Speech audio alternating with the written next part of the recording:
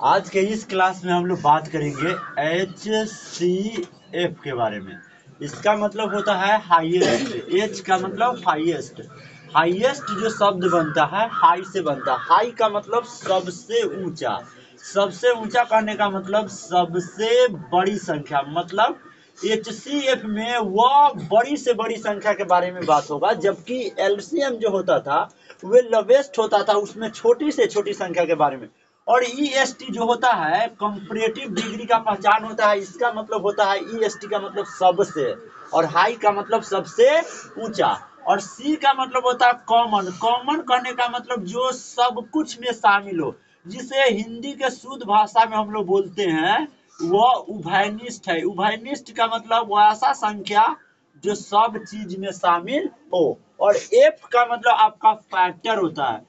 Factor करने का मतलब जो आप लसा निकालते हैं, जो आप फैक्टराइजेशन की प्रक्रिया करते हैं, इसको शुद्ध रूप में बोलते हैं हम लोग गुणन खंड। खंड का मतलब गुणा के रूप में उसको तोड़ देना। हिंदी में बात करेंगे तो हाईएस्ट का मतलब महत्तम मान। महत्तम मतलब सबसे ऊंचा मान। महत्तम का मतलब सबसे बड़ा वाला मान, महत्तम वैल्यू। और कॉमन का मतलब उभयनिष्ठ। और इधर का आपका बच गया फैक्टर। फैक्टर का मतलब होता है गुणन खंड, या चाहे इसको समापवर्तक बोलते हैं। महत्तम उभयनिष्ठ गुणन खंड, या इसी का दूसरा नाम होता है महत्तम और उभयनिष्ठ गुणनखंड मिलके बनता है समापवर्तक। और इसको शॉर्टकट में हम लोग बोलते हैं M से महत्तम या स से समापवर्तक। मिल गया मतलब HCF के शॉर्ट में बोलते हैं मस, जिसका फुल फॉर्म होता है महत्तम समापवर्तक। अपवर्तक का मतलब होता है गुणनखंड, और समा का मतलब समान। समान का मतलब वह कॉमन होना चाहिए, जो सब में शामिल। उभय का मतलब दोनों में। उभय का मतलब जो दोनों में निष्ठ हो, उसको उभयनिष्ठ कहते हैं। फॉर एग्जाम्पल इसका भाषा निकालिएगा तो बोलेंगे वह दो या दो से अधिक बड़ी से बड़ी संख्या जिसमें जो उभयनिष्ठ जो गुणनखंड होंगे, उसका सबसे छोटा जो उभयनिष्ठ होगा, कॉमन होगा, जो सबके संख्या में डिवाइड कर देगा, उसको हम लोग क्या बोलते हैं? मसा कहते हैं। नहीं समझ में आया? कुछ क्वेश्चन देखिए। जैसे आपके पास मान लीजिए कि 18 है, ठीक है, और आपके पास मान लीजिए 24 है, और एक संख्या और मान लीजिए कितना है, 36 है। आप सबसे पहले फील कीजिए कि इसका परिभाषा क्या होगा HCF का। आप इस 18 का फैक्टर तोड़िए, इस 24 का फैक्टर तोड़िए, और इस 36 का फैक्टर तोड़िए। मतलब गुणनखंड कीजिए, लसा निकालिए। 2 से लगाइएगा तो 18 के अधिया 9 होगा, फिर 3 से लगाइएगा तो 3 तिहाई 9 होगा, फिर 2 से लगाइएगा तो 24 के अधिया 12 होगा, फिर 2 से लगाइएगा 12 के अधिया 6 होगा, फिर 2 से लगाइएगा 6 के अधिया 3 होगा। याद रखिएगा, इसमें 1 से लगाना काफी जरूरी है। मतलब आपको 1 से भी कभी कभी क्या होगा कि कोई एक अभाज्य संख्या आ जाएगा तो उसको लगाना नहीं। जैसे 17 आ जाएगा तो किसी से डिवाइड नहीं होगा, तो उसको लगाना पड़ेगा। 17 एक कम, 17 मतलब एक बार में लगा के दिखाना पड़ेगा। उसी प्रकार यहाँ पर लास्ट में 3 मतलब एक मर्तबे लगाना होगा। 3 एक कम 3, 3 एक कम 3। सेम काम इसका कीजिए। 2 से 36 का दिया 18, फिर 2 से 18 का दिया 9, फिर 3 से 3 तिहाई 9, फिर 3 एक कम 3। सबका फैक्टर के सामने सामने लिखिए। ये आपका 18 रहा। 18 का आपका गुणनफल कितना है? 1 2 1 3, फिर 3, फिर उसके बाद आपको गुणनफल के रूप में लिखना है। मतलब सब में मल्टीप्लिकेशन का साइन ऐड कर देना है। उसके बाद आपका 24 आता है। 24 का आपका फैक्टर जो है 222 है, एक 3 है और एक 1 है। उसके बाद 36 है, और 36 का आपका जो फैक्टर है 22 है, 33 है, और एक है। अब सुनिए, आपको बोला है कि वह बड़ी से बड़ी संख्या, तो इनमें इन है कि लसा में हम लोग क्या करते हैं कि क्वेश्चन में के बड़ी से बड़ी संख्या को सेलेक्ट करते हैं। यदि हमको एलसीएम निकालना होता तो इसमें सबसे बड़का भाई कौन? 36। 36 पर काम करके बना देते हैं, आंसर बाहर निकाल देते हैं। लेकिन HCF जो होता है उसका जस्ट अपोजिट होता है। इसमें हम लोग संख्या को नहीं लेते हैं, इसको फैक्टर में ढूंढते हैं कि सबसे बड़ा फैक्टर कौन है। इस फैक्टर को हम दूसरा तरीका से भी लिख के आपको दर्शा के बताते हैं। जैसे कि अभी थोड़ा देर के लिए हम मिटाते हैं कि इसको कौन सी टेबल में आता है। अभी हम वैसे फैक्टर निकाल के आपको दिखा है, अब इसको परिभाषा को समझाने वाले हैं। चलिए, गुणनखंड कहने का मतलब जो उसके पहरा में पूरी तरह से शामिल हो, जो उसके पहरा में पूरी तरह से शामिल है। जैसे एक के पहरा 18 को पूरी तरह से काट देगा, एक 18 18 खत्म। दो के पहरा 18 को पूरी तरह से काट देगा, 2 नमा 18। तीन का टेबल 18 को पूरी तरह से काट देगा, 3 छक 18। मतलब इसका अर्थ ये हुआ कि 18 के ये सब गुणनखंड है।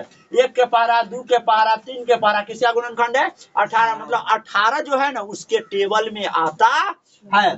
फिर 4 कहिएगा तो 4 नहीं होगा, 4 चौका या तो 16 हो जाएगा और नहीं तो 4 पंचे 20 हो जाएगा। तो हम लोग बोलेंगे 18 का गुणनखंड 4 नहीं है, उसमें शामिल नहीं, आपका 5 नहीं होगा। 5 या 15 हो जाएगा, नहीं तो 5 चौका 20 हो जाएगा, 18 शामिल नहीं है। आपका 6 होगा, 6 18, 6 18, 7 होगा, 8 होगा, 9 होगा, 9 होगा, 9 दूना 18, ठीक है। लेकिन 9 के पारा में 24 आता है, नहीं आता है, तो यहीं पर काम खत्म हो गया। 1 के पारा में 24 आता है, 12 दूना 24 आता है, 8 दूनी 24 आता है, इसका फैक्टर निकलना है। 4 छक 24 आता है, 5 के पारा में 24 नहीं, 6 चौका 24 आता है, 7 8 3 24 आता है, 9 10 11 12 दूना 24 आता है, ठीक है। 24 के पारा में भी 24 आता है, 18 के पारा में भी 18 आता है। अब 36, 1 के पारा में 36, 18 दूना 36, 12 तेई 36, 9 चौका 36, 9 चौका 36। 5 से कटेगा क्या? नहीं, 6 छक 36, 7 8 8 3 24, 8 5 40, ठीक है। 9 चौका 36, 10 11 12 तिहाई 36, 13 14 15 16, 16 दूना 32, 18 18 दूना 36, 18 एकम 18 दूना 36, 36 से कम 36। आप सुनिए, ये सब इसका फैक्टर हो गया, ये सब गुणनखंड हो गया, ये सब क्या हो गया? गुणनखंड। आप इस गुणनखंड में आपको कॉमन देखना है। कॉमन देखने का मतलब जो सब में शामिल हो, जो सब में शामिल हो। जैसे एक इसमें भी है, एक इसमें भी है, एक इसमें है, एक सब में है, ठीक है। 2 इसमें भी, 2 इसमें भी, 2 इसमें, मतलब 2 का कॉमन है, 2 का समापवर्तक है, 2 का उभयनिष्ठ है, 2 का उभयनिष्ठ है। 3 इसमें भी, 3 इसमें भी, 3 इसमें भी, 3 भी है। 6 इसमें है, 6 इसमें भी है, 6 इसमें, 6 सब में शामिल है। 4 का मामला खराब हो गया क्योंकि 4 जो है आपका 18 में शामिल नहीं है। तो एलसीएम में क्या होता है? एलसीएम में क्या होता है? 12 दूना 24, यहाँ पे 24 शामिल होगा, ठीक है। यहाँ पे क्या होगा कि 4 18 में शामिल नहीं है क्योंकि 18 का टेबल में 4 का गुणनखंड नहीं आता है। तो लौसा में हम लोग क्या करते थे? 2 गो में लग जाता था, उसी को भी लिखते थे। लेकिन मौसा में जस्ट उसका उल्टा होगा, उसको हम लोग नहीं लिखेंगे, ठीक है। उसके बाद 9 के चर्चा करिएगा तो 18 के फैक्टर में 9 शामिल है, 36 के फैक्टर में 9 शामिल है, लेकिन 24 के फैक्टर में 9 शामिल नहीं है, तो 9 के चर्चा नहीं होगा। फिर आइए 18 के टेबल में 18 है, 24 में फैक्टर 18 शामिल नहीं है, 36 में 18 शामिल है, तो 2 गो में शामिल होने से नहीं होगा, शामिल होना होगा HCF के लिए, तो सब में शामिल होना पड़ेगा। फिर उसके बाद 36 से कहानी खत्म, 24 के। आप सुनिए, एलसीएम होता तो जेकर जेकर जोड़ा लगा आप सबको लिखते, जेकर जेकर जोड़ा लगा आप सबको लिखे। लेकिन यहाँ पर HCF है, जस्ट उसका उल्टा कहानी होने वाला है कि जिसका जिसका जोड़ा लगा, जिसका जिसका, तो जोड़ा यहाँ पर 4 संख्यों का लगा हुआ है, 1 का, 2 का, 3 का और 6 का। तो में कहता है कि वह सबसे बड़ी उभयनिष्ठ गुणनखंड लीजिए जो सबसे ज्यादा महत्तम होगा। 1 2 3 6 में सबसे छोटका 1, एलसीएम के चर्चा होता। लेकिन हाईएस्ट कॉमन कहने का मतलब में सबसे बड़का फैक्टर कौन है? 1 2 3 4 तो शामिल नहीं है, 1 2 3 6, 1 2 3 6 में सबसे बड़का संख्या कौन है? सबसे हाईएस्ट कॉमन कौन है? 6। तो आपका 6 इसका क्या हो गया? आंसर हो गया। आई में जोड़ा लगने के बाद सबको नहीं लेते हैं, जो बड़का होता है वही उसका आंसर बन जाता है। तो अब परिभाषा क्या निकल जाएगा, वह बड़ी से बड़ी संख्या, वह 2 या 2 से अधिक बड़ी से बड़ी संख्या जो उभयनिष्ठ में कॉमन में सबसे बड़ा हो, सबसे बड़ा, वही उसका आंसर। यदि जस्ट इसका आप एलसीएम तोड़ते, जैसे 18, 24, और 36, ये सब का एलसीएम तोड़ते हैं तो 2 गुने 3 गुने 3 गुने 3 गुने 1, इसका लिखते थे हम 2 गुने 2 गुने 3 गुने 3 1, इसका 36 के निकालते तो 2 गुने 2 गुने 3 गुने 3 गुने 1। आई में जो जो जोड़ा लग गया, जैसे कि 2 2 के जोड़ा लग गया तो 1 2, 1 3 यहाँ पे, 1 3 यहाँ पे, 3 3 के जोड़ा लग गया तो 1 3, 1 1 के जोड़ा लग गया तो 1 1, जो बच गया उसी को 2 2 में से फिर 1 2, 2 3 में से फिर 1 3, और 2 तिहाई 6, 6 एकम 6, 6 दूना 12, 12 तिहाई 36, 1 2 और शामिल करिए, 36 दूना, करेक्ट आंसर इसका 72 है। अब सुनिए, नाम से लगता है कि हाईएस्ट कॉमन फैक्टर का आंसर बड़ा होना चाहिए, लेकिन आपका इसका आंसर हमेशा छोटा मिलेगा, 6। और एलसीएम का मतलब होता है लोवेस्ट कॉमन फैक्टर, मतलब इसका आंसर लो होना चाहिए, तो इसका आंसर आपको क्या मिलेगा, हाई मिलेगा। 72 आपको बड़ी से बड़ी संख्या हो गया जबकि 6, लेकिन ऐसा बात नहीं है। इस हाईएस्ट कॉमन कहने का मतलब इसमें सबसे बड़का कॉमन कौन है, 6, तो 6। और लोवेस्ट कॉमन कहने का मतलब छोटी से छोटी संख्या को गुना करके एक बड़ी संख्या प्राप्त कर देना। इसके बाद हम बात करेंगे एचसीएफ कितने प्रकार के होते हैं। अब हम लोग जानते हैं कि एचसीएफ में और एलसीएम में डिफरेंस क्या होता है। सुनिए, एचसीएफ का जो आंसर आएगा हमेशा आपको छोटा मिलने वाला है, और एलसीएम का जो आंसर आएगा हमेशा बड़ा मिलने वाला है। ऐसा कहा जाता है कि एचसीएफ का जो नंबर होगा वो नीचे होगा, और एचसीएफ का जो आंसर होगा मतलब ऐसे होगा। एचसीएफ का जो आंसर होगा वो आपका छोटा मिलने वाला है, कौन से, तो क्वेश्चन के नंबर से, क्वेश्चन के नंबर से।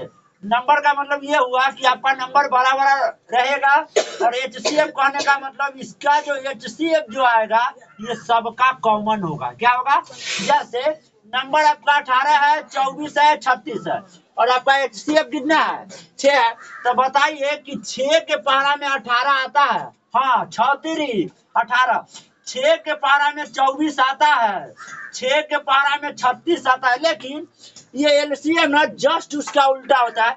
एलसीएम का आंसर बड़ा होगा और उसका जितना भी नंबर होगा सब के सब छोटा होगा। अब उसको नंबर से डिवाइड करिएगा ना तो उसका आंसर आना चाहिए। जैसे आपका फर्स्ट नंबर कितना है, 18, लेकिन आपका एलसीएम कितना है, 36, क्या 18 जस्ट उसका उल्टा हो रहा है ना। इसमें एचसीएफ से डिवाइड करते थे किसको, नंबर को, इसमें एलसीएम को ही डिवाइड करते हैं किससे, नंबर से। 18 के टेबल में 72 आता है ना, बिल्कुल आता है। 24 के टेबल में 72 आता है ना, 24 तिहाई 72। 36 के टेबल में 72 आता है ना, 36 दूना 72। यही कॉमन डिफरेंस है कि इसमें नंबर बड़ा होगा, एचसीएफ छोट होगा, इसमें एलसीएम बड़ा होगा, नंबर क्या होगा, छोट होगा। यही इसका अंतर है। जैसे हम आपको बता दें कि एचसीएफ निकालने का 2 तरीका होता है। एचसीएफ के प्रकार, एचसीएफ के प्रकार, ये कितने प्रकार के एचसीएफ होते हैं, तो एचसीएफ 2 प्रकार के। आप जो बचपन में जो पढ़े होइएगा ना, ये आपका भाग विधि था। कौन विधि, भाग विधि। आपके टीचर लोग बहुत सिखाए होंगे। इसको हम लोग बोलते हैं डिवाइडेड मेथड। इसमें क्या होता है कि बचपन जैसा भाग लगाते हैं, केवल भाग। और दूसरा विधि हमारा हो जाता है, दूसरा विधि है गुणनखंड विधि। एलसीएम का 2 प्रकार, एक भाग विधि, दूसरा गुणनखंड विधि। उसी प्रकार एचसीएफ का 2 प्रकार, एक भाग विधि, दूसरा गुणनखंड विधि। गुणनखंड विधि को हम लोग बोलते हैं फैक्टराइजेशन मेथड, फैक्टराइजेशन, जेड के जगह एस हो सकता है मेथड। इसका उदाहरण काफी आसान होगा। जैसे कि हम छोटे से क्वेश्चन लेते हैं, जैसे कि आपको पता चले कि 4,10 का HCF ज्ञात करे। ठीक है, बहुत आसान है। व्हाट, इसी का क्वेश्चन को हो कि 4,10 का HCF ज्ञात करे, लेकिन दोनों में तरीका अलग है। इस क्वेश्चन को बनाएंगे सेम क्वेश्चन को भाग विधि से, और इस सेम क्वेश्चन को बनाएंगे गुणनखंड विधि से। आप छोटका को सेलेक्ट कीजिए। छोटका कौन है? 4। मसा का चिन्ह है, या तो भाग जैसा भी लगा सकते हैं, नहीं तो आप सीधा भी लगा सकते हैं। अंदर कौन है? बड़ी वाला संख्या 10। 4 दूना 8, 10 में से 8 कट गया 2। मौसम में क्या होता है? जब तक मरता नहीं है तब तक छोड़ता नहीं। ऊपर से कितना उतारेंगे? फिर 4 को, फिर 2 दूना 4, 4 4 पूरी कट गया। इसका शेषफल 0 हो गया। तो हम लोग बोलेंगे कि जो संख्या पूरा काट दिया, जो संख्या पूरा काट दिया वही उसका मसा है। 2 इस 4 को पूरा काट दिया, मतलब शेषफल 0 ला दिया, तो आंसर आपका 2। सेम चीज को यदि आप गुणनखंड तरीका से बनाएंगे तो क्या होगा? जैसे कि 4 का फैक्टर तोड़िएगा, 4 का फैक्टर तोड़िएगा तो 2 गुने कितना आएगा? 1 आएगा। जैसे कि 4 को तोड़िएगा तो 2 दूना 4, फिर 2 1 कम 2 कितना आ गया? 2 गुने 1 प्राप्त हो गया। उसी प्रकार 10 के तोड़िएगा तो 10 को तोड़िएगा तो 2 से लगाइएगा 2 पंचे 10, फिर 5 से लगाइएगा 5 1 कम 5 आ गया। 2 गुने 5 गुने 1। अब आई में सेलेक्ट कीजिए कि कॉमन कौन है।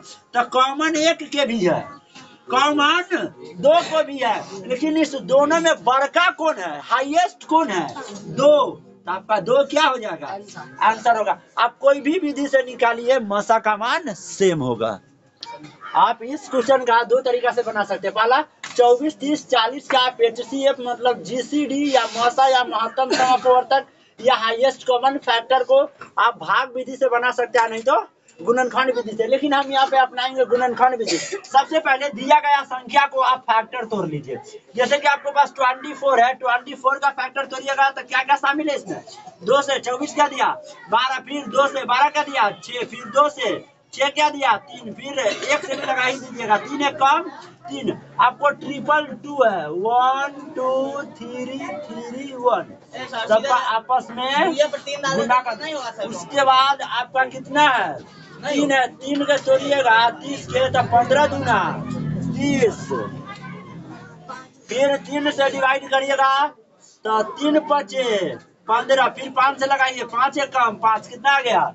आपको 30 करने के बाद करना 2 गुने 3 गुने 5 गुने 1।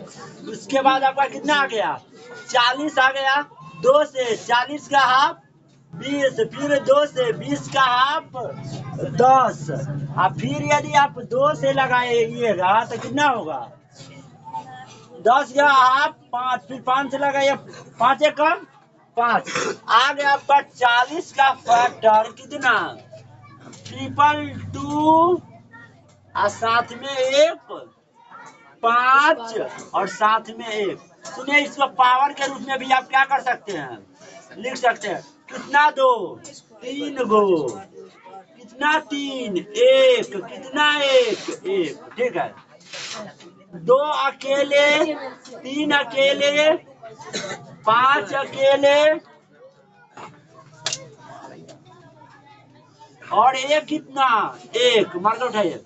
कितना? 2 है 3 गो, कितना? 5 है 1 गो, कितना? 1 है 1 गो। सुनिए, इस पर सबसे ज्यादा पावर किसका है? सबसे ज्यादा पावर किसका है? 2 पर पावर 3 का पावर। लेकिन सुनिए, पावर भी सेम होना चाहिए। तो 2 पर पावर 3 मैच कर रहा है, 2 पर पावर 3 मैच कर रहा है, लेकिन पावर से पावर मैच थर्ड वाला को नहीं कर रहा है। इसमें 2 पर पावर 3 है क्या? तो मैच नहीं किया, मतलब पावर 1 मैच करेगा। क्यों? क्योंकि 2 पर पावर 3 में आई में 2 कै गो है? 3 गो, मतलब 1 बार 2 1 और 1 बारी 2 2, मतलब 2 पर पावर 1 इसमें भी शामिल है और इसमें, मतलब इसका जो आंसर होगा 2 पर पावर 1 होगा। यदि ऐसे नहीं समझ में आ रहा था, ऐसे बनाइए। HCF कितना का? 24 30 40 का। जिसका इसका जोड़ा लग गया। 2 इसमें भी है, 2 इसमें भी है, 2 2 के जोड़ा, ठीक है। और लगाइए, 5 इसमें है, 5 इसमें है, लेकिन 5 इसमें नहीं है। 3 इसमें है, 3 इसमें है, लेकिन 3 इसमें नहीं है। तो जो ना होगा ना होगा। 1 इसमें है, 1 इसमें भी है, 1 इसमें भी है। जिसका जिसका जोड़ा लगा उसको लिखिए। 2 का जोड़ा है तो सब में से 1 2 हो गया। 1 तो छोटा पड़ गया, यही आपका 2 क्या हो गया, आंसर हो गया, बन के तैयार। जिसका चलिए आप लोग इस क्वेश्चन को बनाकर दिखाइए। 30, 40, 60 का एचसीएफ हमारा ऑप्शन रहा है। ए नंबर ऑप्शन आंसर 6 होगा। बी नंबर आंसर 5 होगा। सी नंबर ऑप्शन आंसर 8 होगा। D number answer none of this, इनमें से कोई नहीं।